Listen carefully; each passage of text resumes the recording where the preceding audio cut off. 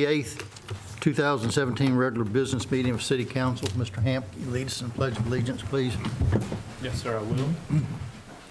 I pledge allegiance to the flag of the United States of America and to the republic for which it stands, one nation, under God, indivisible, with liberty and justice for all.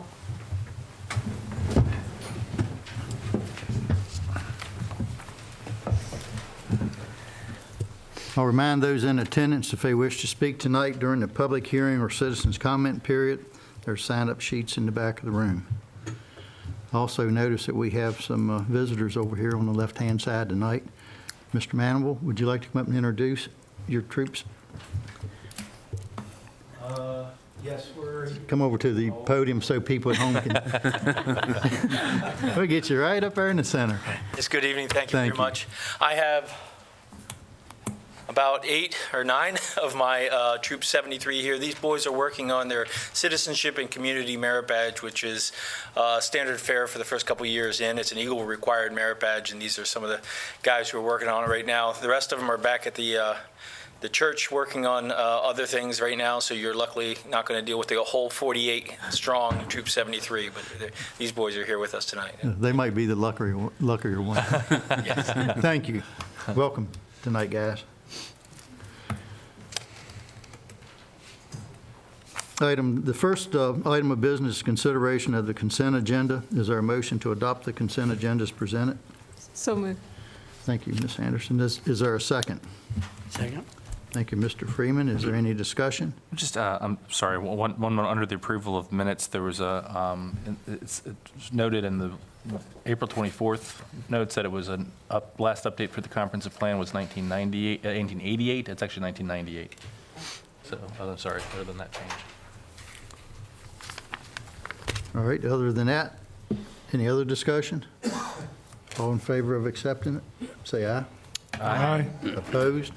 Carries 5-0.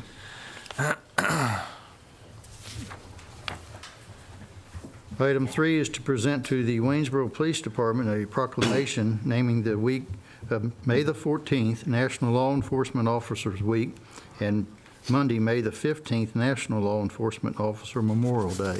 Mr. Hamp. Mayor Allen, with your permission, I'll read the proclamation. Please.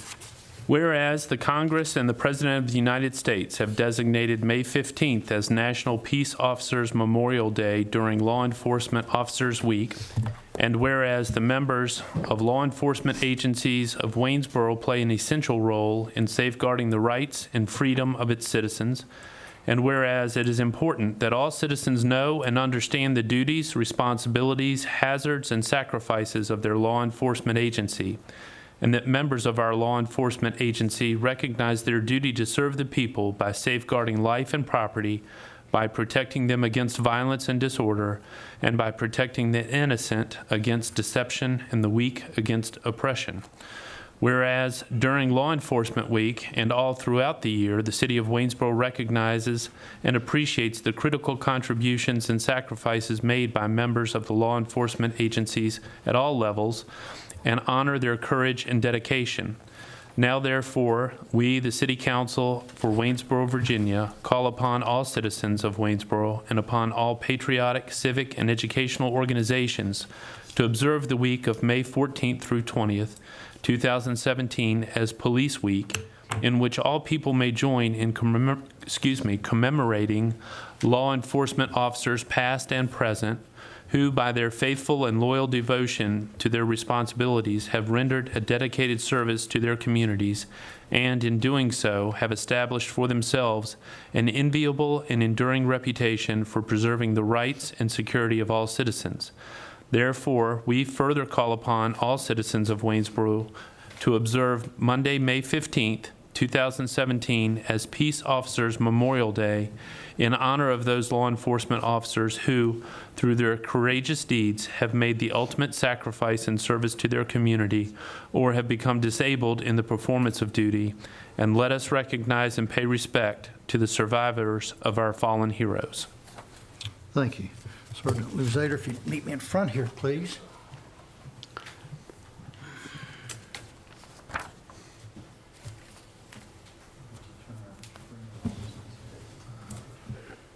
sir. Thank you, sir. I appreciate it. And normally we'll have the chief say some words if you'd like to come up and say something. I sure will.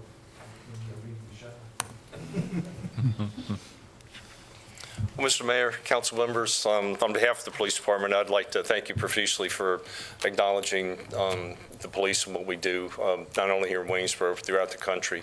I specifically like to thank you for the addition of new positions that you funded, which is going to help us and help serve the community. And I'd like to also thank everyone in the community. As folks, I tell you, without your support, we just wouldn't be able to do the job we do. Then again, thank you, and I thank you very much for this proclamation. Thank you, sir. Thank you.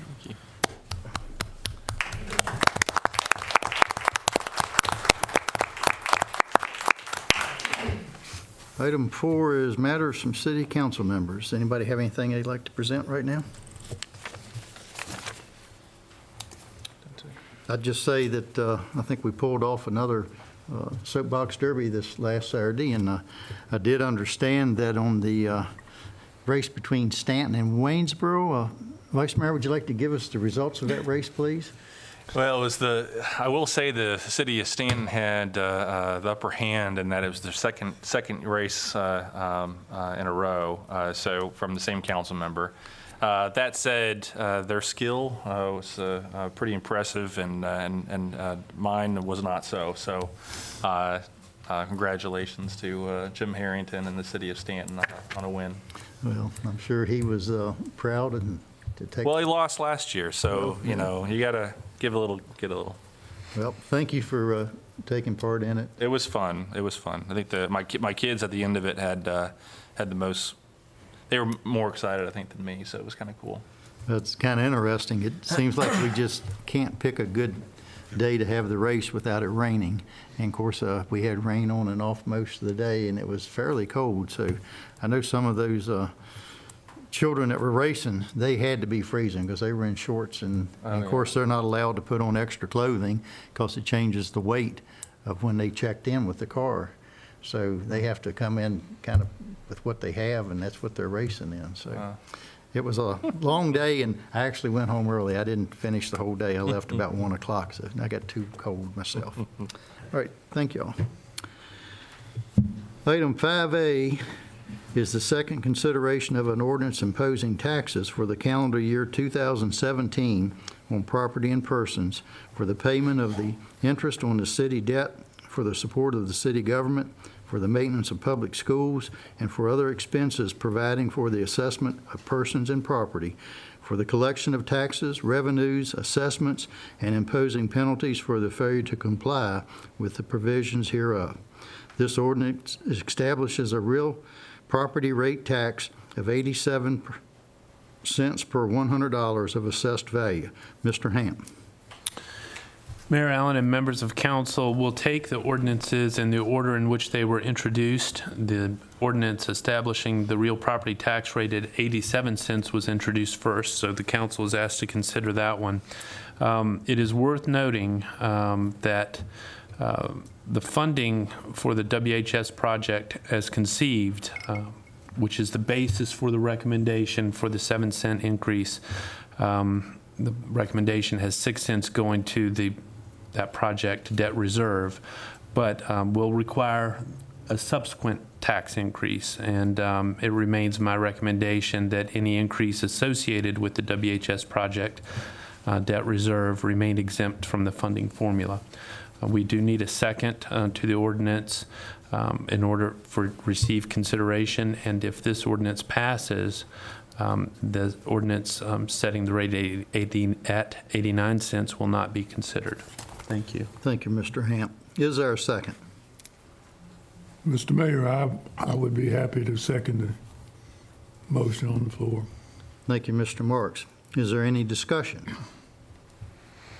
I just share that I plan on supporting the rate, and not so much of I still think there's some additional capacity that I'd like to see out of it, but I think in conversations I've had with my colleagues on council, 3 of the 4 initiatives that I mentioned, from the Grow Waynesboro to an Economic Opportunity Fund to the funding our historic commission for a valuable projects for them to complete in the community could all be accomplished through existing reserves rather than new taxes. And so I would welcome and appreciate consideration moving forward over the next couple of months to continue that discussion and seek council's interest in pursuing those objectives.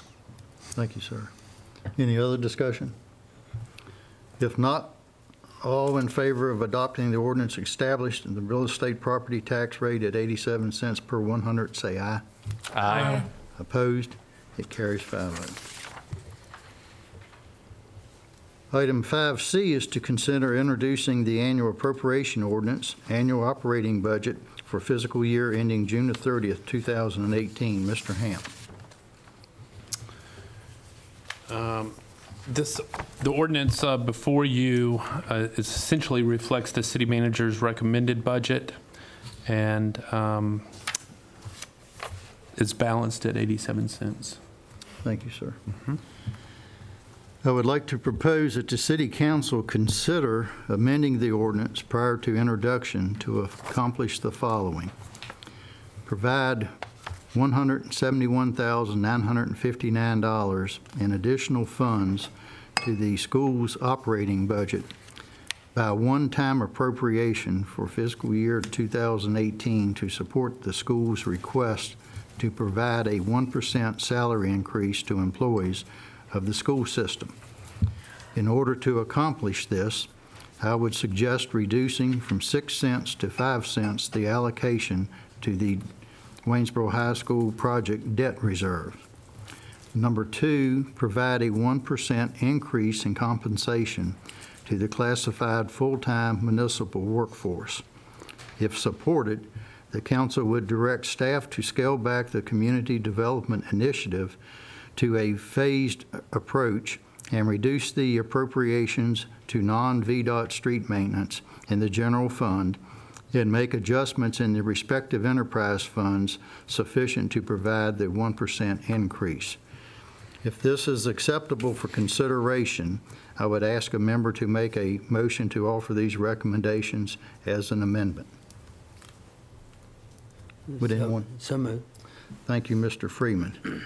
Is there any questions or discussions on these matters at this time?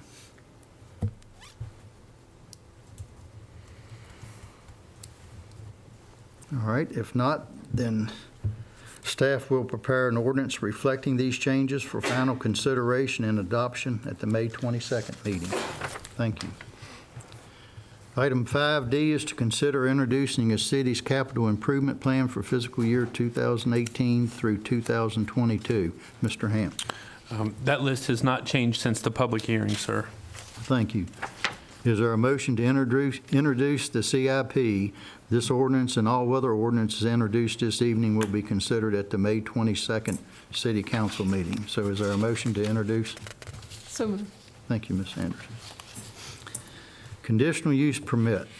Number 6 is to conduct a public hearing to receive comment and consider introducing an ordinance granting a conditional use permit as requested by Apex Towers, LLC, to allow a 164-foot telecommunications tower facilities on a parcel owned by Shuri Bowenot. Is that correct, Mr. Hamp? Yes, sir. On Reserve Street, City Tax Map Parcel 47-1217A-9. Mr. Hamp? So as our practice, the council is first asked to receive the recommendation and report from the Planning Commission. The Planning Commission heard this matter at their regular meeting on April 18th of this year and voted 4-0 that the recommendation be forwarded to the council. They voted favorably 4-0 and forwarded the recommendation to the City Council. There is one condition applied or recommended by staff, and that is the existing heavy and mature native vegetation surrounding the compound outside the limits of the disturbance area as shown on the attached site plan shall serve as a landscaping buffer and shall not be disturbed either during or after construction of the tower. And I'm sure Mr. Jude will point that out during his presentation. Is there a motion to receive the report and recommendations of the Planning Commission? So moved. Thank you, Mr. Freeman. Is there a second? Second. Second. Thank you, Vice Mayor Short. Is there any other discussion? If not, all in favor say aye. Aye. Opposed? Carries 5-0. The report and recommendations are received. Mr. Luke Juday. Thank you, Mayor. We have an application here for a conditional use permit for a new cell tower. It's located up near the current Norfolk Southern Tower at the top of the landfill, though it's not actually located on the city property on the landfill. It's located just behind it off of Reservoir Street. This is a map of the area. What you can see, the little dogleg road down there at the bottom is the city landfill. And then up top, you can see that most of the Reservoir Street right-of-way has not been improved. But at the very top of it, there's that one parcel that's kind of shaped like a diamond there, and the proposed tower site's in red. It'll be just behind the hill and downhill, probably about 30 or 40 feet. The proposed tower height is 164 feet. Our ordinance states that 110% of the tower height, which would be in this case 180 feet, around the tower, there cannot be any residential structures. That doesn't mean that you can't build a residential structure within that area, but it means that when a cell phone tower is built, they have to build it at least 110% of the height away from any existing residential structures. And as you can see, the nearest residential building is 185 feet away. They're leasing a 100-foot by 100-foot area and building a 45 by 45-foot compound. There's currently a 10-foot gravel driveway up the center of the Reservoir Street right-of-way, and they're proposing to improve that and continue it up to their property with a small turnaround. I believe the applicant has stated that they estimate about 20 trips a year will be taken up to this tower. Here's the enlarged site plan. Meets all the setback requirements and other requirements in our zoning code. They'll have a 7-foot chain link fence surrounding the property. They're required to have a 6-foot fence. Generally, we would require a landscape buffer around a cell phone tower structure, but because it's in the middle of what's already a mature forest, we felt it would be better if we didn't have them tear down trees to build trees and instead require that they maintain the existing woods around in lieu of a landscape buffer. Here's a vertical view. As you can see, it's 164 feet. The Norfolk Southern Tower, I believe, is around 115 or 120 feet. So this would be about 40 feet taller. However, it's about 40 feet downhill behind it. So I think if you're looking at it from downtown, they'll appear to be about the same height. They'll have 5 co-location positions. That's 5 different places where they could have a carrier, a renter on there. They currently have contracts with Verizon, T-Mobile, and Shentel, so they'll be constructing 3 co-location positions. We require in our ordinance that they provide for the city to co-locate a repeater station up there as well if the city wished to do so. We probably will not because we already have a location up there on the Norfolk Southern Tower. And they're also required by ordinance to use a non-shiny or a dull galvanized steel finish so that it won't hopefully reflect the sun. It won't be as visible. They're also required by our ordinance to prove that they can't co-locate on any existing towers. These are the locations of the other towers throughout town. As you can see, they're fairly evenly distributed with some concentration downtown. This is the main tower that serves the east side of the city over in Basic City. And what they're doing is building a new tower next to the Norfolk Southern Tower that will actually take probably all of the current cell phone carriers that are up on the Norfolk Southern Tower. The applicant is here, and he can speak first during the public hearing, probably, and answer any more specific questions about that. But what we understand from them, and they've provided us with letters from the carriers, from Verizon and Shentel and Sprint as well, saying that they have attempted to work with the Norfolk Southern Tower to improve their sites up on that tower, and have Norfolk Southern's been unresponsive for the last couple years. And as they look forward to implementing 5G, they'll need upgraded facilities and a new tower. And so that's why they've contracted with Apex Towers to build this. Normally, I would also show you how this will improve cell service in the area. As I said, because they're moving from that existing tower just several feet over to this tower, there isn't a visible increase in service, but it will allow this area to get the faster service once that starts to be implemented by these companies. So the test from our ordinance for whether to approve a conditional use permit for a cell tower is, first of all, does it develop wireless service in the area? They've demonstrated, and we've received letters to the effect that the proposed location and height are necessary to do so. There are no optional co-locating opportunities, and they've provided at least 3 co-location opportunities. Basically, we don't want to build a bunch of different towers in the same place, and so they've provided for the potential of 5 carriers on the same tower. And the design meets all federal, state, and local regulations. Apex is an experienced builder of these towers. And we've concluded as staff that there is no impact on community facilities. The main negative impact that we would ask council to consider, and that the Planning Commission considered, as well as the visual impact. It'll be much taller than the surrounding trees, buildings, and other structures, and obviously up on the hill as well. So it'll be very visible at several locations around town. You can look out and see the Norfolk Southern Tower. Obviously, that's very visible from downtown. This will be a thinner tower, a thinner profile, and that non-shiny steel. So hopefully, will be a little bit less visible than that tower, but roughly the same height. It'll probably appear, and in roughly the same location. We've asked them to provide a number of images trying to simulate what the tower will look like from different locations. So we have, first I'll show you several images from the east side of the city, from behind the tower site, and then also from the west side of the city, from closer to downtown. This is from May Avenue looking west. You can't see it particularly well through the trees. Same here from 5th Street east. Again, on the back side of the hill, it won't be particularly visible due to the terrain. This is from closer to the tower on Ivanhoe Avenue. That's what it'll look like, sticking up over the trees. It's from North Commerce Street. Again, not particularly visible from this distance. And then from North Bayard. This is from 10th and Charlotte, and this gets a little closer to showing you what it'll look like.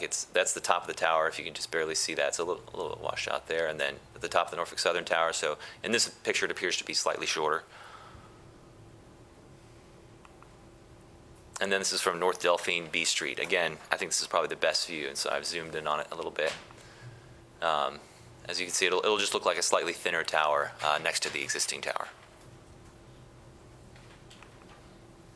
This is from the Tree Streets area.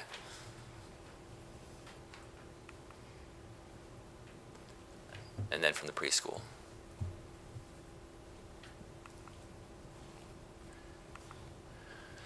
So staff recommended approval with the following condition: the existing heavy, mature, and native vegetation surrounding the compound outside the limits of the disturbance area, as shown on the attached site plan, shall serve as a landscaping buffer and shall not be disturbed either during or after the construction of the tower.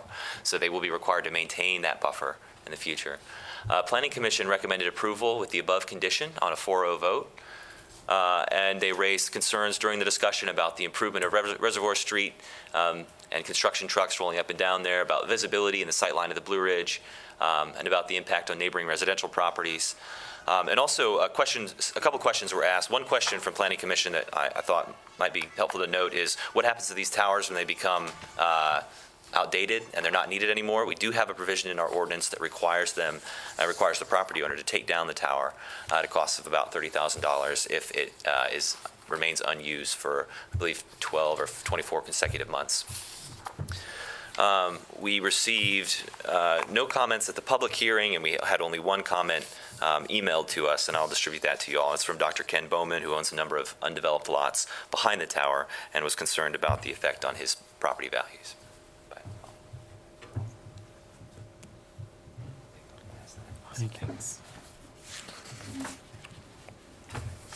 If council has any questions, I'm happy to answer them. And if there's some questions I can't answer, I'll tell you to hang on and wait for the applicant to come up and address those. Any questions from council members? When you talked about the improvement to the road, at Reservoir Street now is graveled road that goes up past those last houses. Mm-hmm. Is that road already going up to the point where the towers will be built? No. The road dead ends right about where that last house is. So they'll have to build another 150, 200 foot of 10-foot gravel drive to get up there. City? In the city right of way. Okay. Yeah. Any other? We are not constructing the road. The applicant will construct. The applicant will construct that road. That was yeah, my question, definitely. I thought. Okay. Yeah, there were concerns about the other section of Reservoir Street leading up to it and whether they would need to improve it for the size of the construction trucks coming up. The opinion that we received from staff and from fire was that it wasn't a concern of theirs necessarily, that they didn't feel that it was in imminent danger as the applicant had proposed it. All right, thank you, sir. No other questions? One question with regards to the development of Sunset Park. There had been one initial conversation Yes. of the potential of that actual route being used as either a primary or secondary access point Yes. to Sunset Park. And I was curious if that had been contemplated as having any sort of merit, or if not, if there might be any sort of element that if the applicant would be willing to consider providing some sort of even a pedestrian scale access to that neighborhood to, in the future, enjoy Sunset Park, either by a walking trail or something. I don't think that our planning on Sunset Park has been far enough along for us to really address that, but that's an excellent point to bring up. We are looking at Sunset Park in the future. Any other questions? No. Additional notes, I think the assessed value of this property will probably go up to about $350,000 with the tower on it, so the tax revenue to the city increase will probably be the equivalent of adding one house. All right. Anything else? Thank you, sir. Thank you. I'll hereby open the public hearing.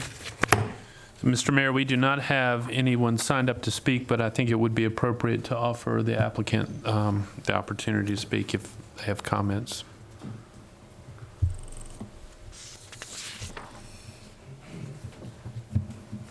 Good evening. Good afternoon. Honorable Mayor Allen, council members, and distinguished representatives of the city of Waynesboro, we appreciate the opportunity to be here tonight. If you would give us your name, please. My name is Dale Hill. I'm the project manager for Apex Towers, Thank you, sir. and a few of you all I've met, Mr. Shaw. We feel that we are addressing a problem for the city of Waynesboro. This problem has been going on since 2014 with no resolution due to the communication deficit which is being caused by the current tower and the structural disabilities which lie in place. So with this, the propagation and internal operations of cell phones inside buildings as well as the outlying areas, and as Mr. Jude pointed out, the advancement of 5G coming into the town in the future, we look at this as a great asset for you all. Thank you, sir. Any other questions of this? What's your timetable? So what's the I mean, obviously approval tomorrow would probably be ideal, but in terms of your contractual obligations with the three We would cell like vendors. to be installed by early fall, Okay, late summer, early fall. okay. Our timetable as far as construction, once we start, we're usually in and out within a 2-week period. Okay. All right, thank you, sir. Thank you. All right, I'll hereby close the public hearing. Any other discussion amongst council members? Is there a motion to introduce?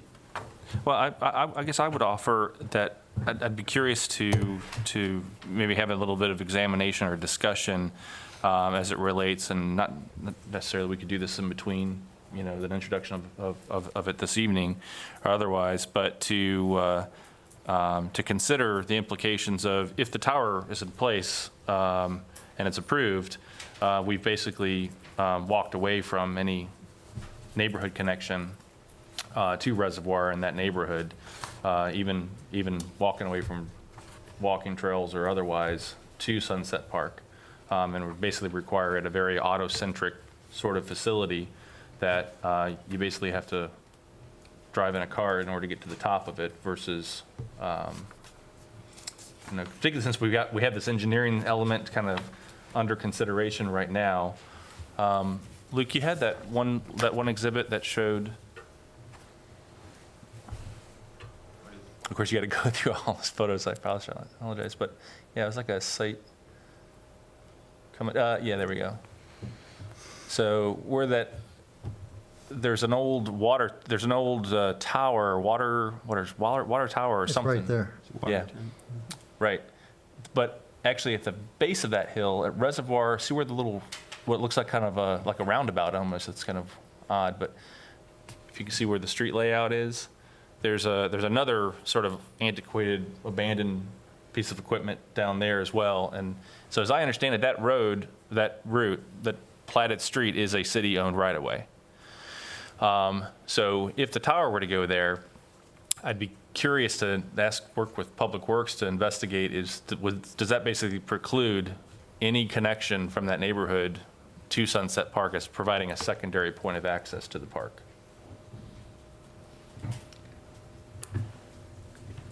Luke, can you answer as far, or maybe Mr. Shaw, where Reservoir comes up? Did it dead end up there, or did it, I know there's, you can see where the other lots in gray, Right. back there on Jackson and Fifth, or off of Fifth Street, where they, the undeveloped woodlands there. How far did Reservoir Street, did it come over to connect to those streets, or did it dead end up in there? Are you talking about the improved part of Reservoir Street or the platted right-of-way? So just the platted right-of-way. So the platted right-of-way, we actually have right-of-way right here, and then this platted right-of-way comes all the way around back and connects to the city property along this stretch here. So we would still be outside of the cell tower Yes, the part if we wanted to stay on our right of way to still have a access up to the. correct. Yeah, the only thing is that the grade, the elevations are pretty wild Yeah, they up are there. pretty rough up there. And so the longer you can go, the longer the length, the easier the curve. The easier the climb, I should say. Right. So they'll only be improving the road up to here. So they will not be providing a road access back, but we will have the platted right-of-way, so we could continue that in the future. But as Mr. Short pointed out, it's a pretty rough grade. It would be difficult to get a really good road in there. Yeah. Well, and I was just thinking of a way to, again, the mindset of create a great city, build great places, and so to create a direct access for those neighborhoods to Sunset Park and some other provision using existing right-of-way, I just want to make sure that we're not, that gravel road that they would build as part of the project would not by any means be restricted to public access. No, it would be a public road. Yeah, Okay. It would be restricted to public access once it was on the parcel up here, probably. Okay. But I don't think they have any plans. At least they don't show on the site plan any gate or anything like that. Okay. That would be a public street. And some of that undeveloped plat through the back there also, if that in the future would ever get developed, might give us a better access, not as steep to come in from the east side of that property and back through there. Yeah, and I think somebody had told me in Public Works, I can't remember what it was, that the remnants of the landfill in terms of our monitoring station, these are really some of, and as I understand it, Luke said that this was our monitoring stations. This is actually a pretty critical and sensitive area up there. Correct. And actually, they had initially approached the city about renting from us on the landfill, but we were unable. They're required to have a statement from the property owner that, to the best of their knowledge, certain things haven't been dumped there, and we are not comfortable signing that because certain things have been dumped there because it's a landfill. So we are monitoring this area pretty closely, but they've checked it out, and from their perspective, they believe it's safe. Okay. But all of the wells that we have up there for monitoring, are they on city property? No, sir. We actually have some water wells that are off the city property to the north and to the east. Mm-hmm. And in fact, the area to the north and the east of the landfill is in a groundwater protection zone. That was an ordinance passed by the council at the urging of Virginia DEQ, because we know that contaminants have migrated from the site to the north and east and to the north and west. The applicant has not expressed, I don't believe they're connecting public water at all. Right? Yeah, no need for water. Sure. Any other questions? Short, do you have anything else? I don't. I mean, no, we can talk offline about it. Yeah. Yeah, I think it's a good discussion to have. All right, so is there a motion to introduce the ordinance? So moved. Thank you, sir. Item 7A is to consider introducing an ordinance appropriating $60,702 in insurance proceeds and $19,075 from the governmental facilities reserve to the general fund for expenditures related to the replacement of the roof at the fire department. Mr. Hamp. So, ladies and gentlemen, the roof at the fire department was damaged earlier this spring by a wind event, and we've worked that damage through our property insurer, and we have a claim, and it's been adjusted, and we have a contractor under contract. We think it's preferable to appropriate sufficient funds to complete the project, and it is our insurer's habit to furnish initially about 75% of the claim value and then the balance upon satisfactory completion of the work. In order to move the project along, this ordinance appropriates the proceeds from the insurance company and about $19,000 from this facility maintenance reserve fund. When the city realizes that final payment from the insurer, we'll put that into replace the funds from the facility reserve. Thank you, sir. Are there any questions? The insurance, you said, was a habit. Do we have anything to guarantee that, or in writing, or In what respect? in respect to being paid back? Other than a long history of working with these folks. Anything else? Is there a motion to introduce? So moved. Thank you, Ms. Anderson. Item 7B is to consider introducing an ordinance pursuant to Section 30-58B of the Code of the City of Waynesboro, setting the stormwater utility fee with no change at the rate per equivalent residential unit ERUs of $3.42 per month for the calendar year 2017. Mr. Hamp. Yes, sir. The city stormwater utility ordinance requires that city council review and set annually by ordinance the stormwater utility fees. There are no recommended increases to the fees, so this ordinance simply confirms the current fee structure for the ensuing calendar and fiscal year. Are there any questions of Mr. Hamp? If not, is there a motion to introduce? So moved. Thank you, Mr. Marks. Item 7C is to consider introducing an ordinance appropriating proceeds from the sale of equipment in the amount of $12,302 to the equipment fund for the purchase of a new mower for the Parks and Recs. Mr. Hamp. So this is a large mowing apparatus that is used for open spaces and ball fields. Was purchased originally in 2011. We've had some maintenance requirements and repair associated with the apparatus through the years.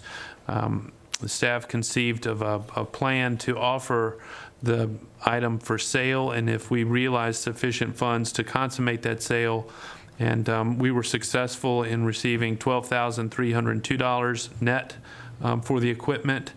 This ordinance appropriates those proceeds with about $1,000 in the current operating budget, and essentially we're replacing this apparatus, which is about 6 years old at this point, for $1,000 and the value of the used apparatus. Thank you, sir. Are there any questions of Mr. Hamp? There was a mower purchase included in the recommended budget for this coming fiscal year. Is this a different piece of equipment? It is. Anything else? Is there a motion to introduce? So moved. Thank you, Mr. Freeman. Item 7D is to consider introducing an ordinance appropriating a $18,000 grant award from the Virginia E-911 Service Board to the general fund for expenditures associated with upgrading the emergency 911 call processing software in the Emergency Operations Center. Mr. Hamp. So this software is call accounting software, and essentially it monitors calls through both the administrative and emergency lines in the EOC. And it fulfills two functions. The first being the state furnishes the city about $118,000 a year in wireless 911 funds. We use those funds to fund our 911 center. And in order to get those funds, the city has to supply the state information about the number of calls et cetera. And so this software helps us comply with the state requirement for call reporting. Secondly, the software has features that allow Mr. Kreitzer to perform quality assurance functions, so he can identify peak days for call volume, peak hours for call volume, look at call duration to understand how efficient and effective call takers are. And so that benefit from the software derives exclusively to us in a managerial and oversight function.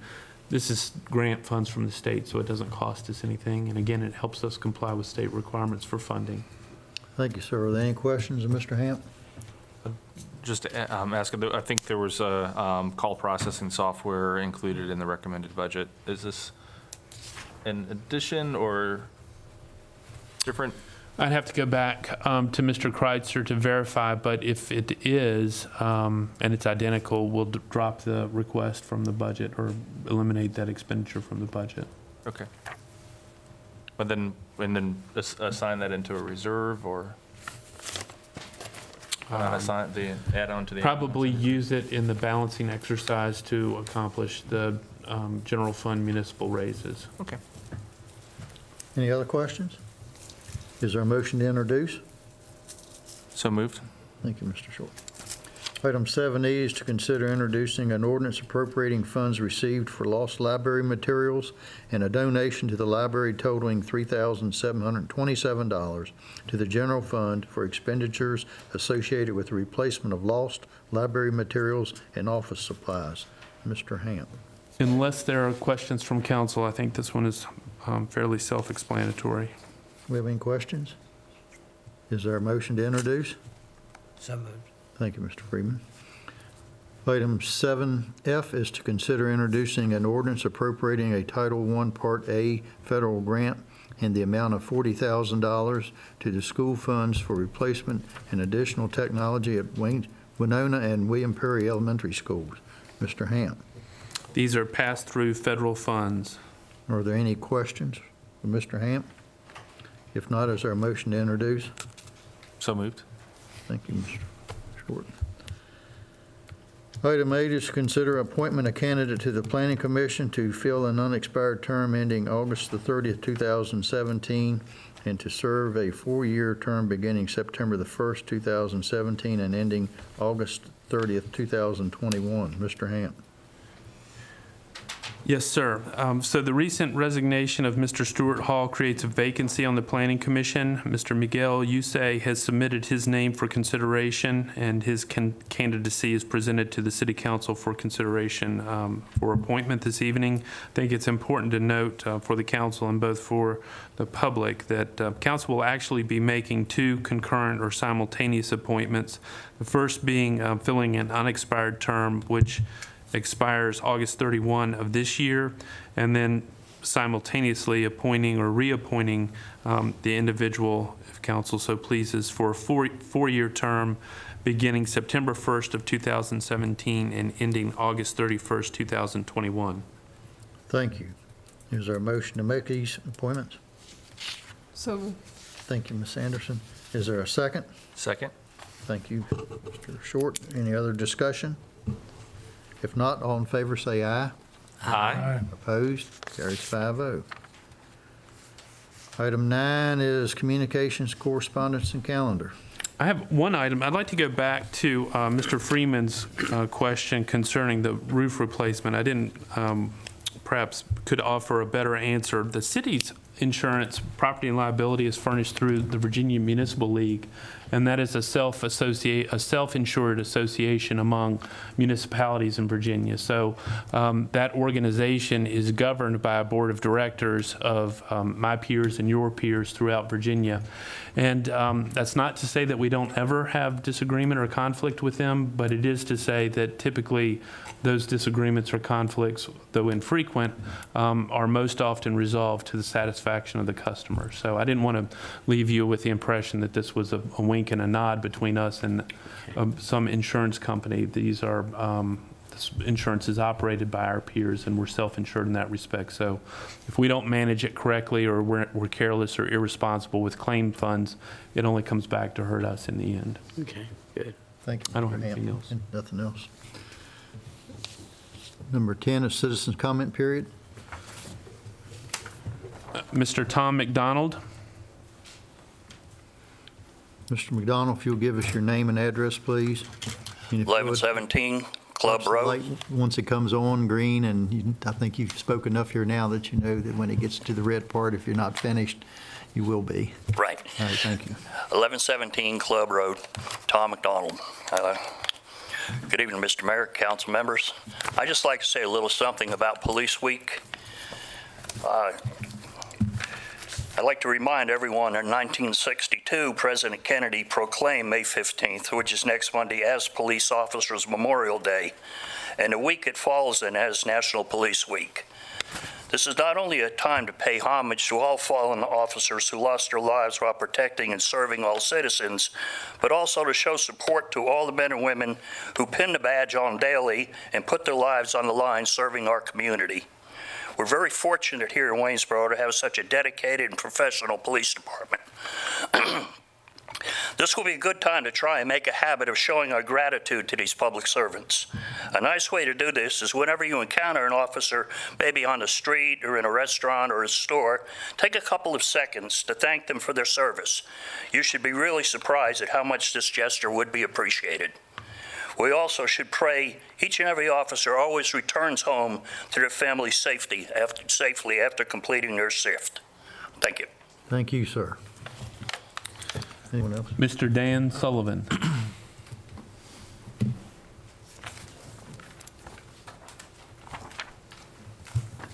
You'll give us your name and address, please, sir.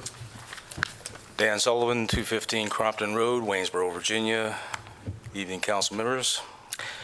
I'm here as the chair of the Democratic Committee, local jurisdiction this evening. I want to acknowledge the local Republican counterparts' support for the tax increase that was passed this evening and commend him on his responsible position.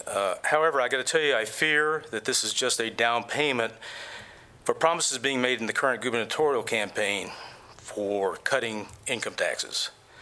That's going to reduce state revenues, which will mean a trickle-down shortfall for all local jurisdictions. I want to point this out right now so that a year from now or 2 years from now, when we're revisiting the tax rate, and we're going to have to increase it because income taxes were reduced at the state level, that council's not being held responsible for it. I also want to address the woe is me charade of residents who justify their objection to the tax increase by claiming they'll no longer be able to afford their homes if they have to pay higher taxes, justifying this that they are on a fixed income. Let us be clear that Virginia law allows local jurisdictions to provide tax relief set by this body, the City Council of Waynesboro, based upon its judgment of what is affordable.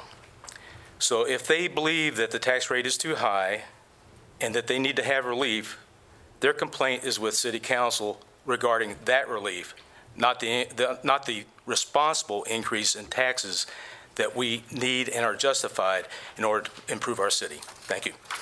Thank you, sir. Anyone else? That's it, sir. Thank you.